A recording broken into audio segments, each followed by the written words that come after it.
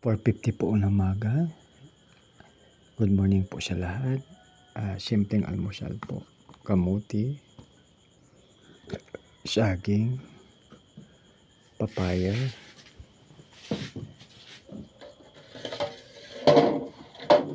tapos mga kaibigan, biko. Dessert po itong biko. Plus po nito. Ito yung kwansya, no? GME Herbal Products. Ito po mga kaibigan. Son Toby, Barangay Libertad, Surala South, Cotabato. Ito po mga kaibigan. 7 years. Pero shake well before using.